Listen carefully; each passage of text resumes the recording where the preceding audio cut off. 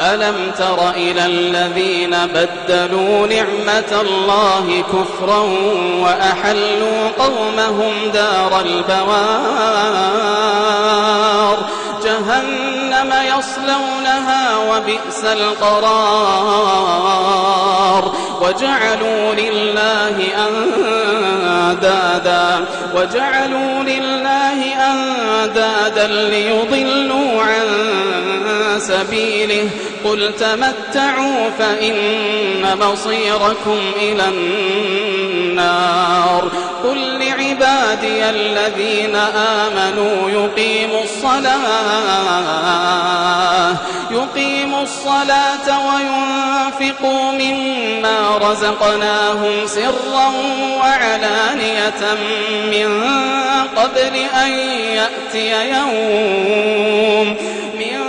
قبل أن يأتي يوم لا بيع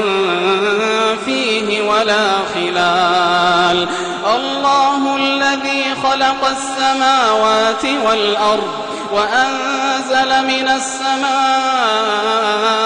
ماء فأخرج به من الثمرات رزقا لكم وسخر لكم الفلك لتجري في البحر بأمره وسخر لكم الأنهار وسخر لكم الشمس والقمر دائبين وسخر لكم الليل والنهار وآتاكم من كل ما سألتموه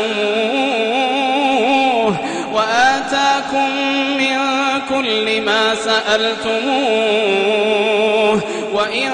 تعدوا نعمة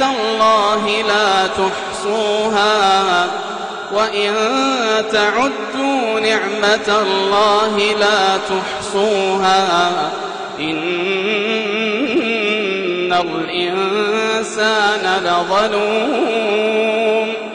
إن الإنسان لظلوم كفار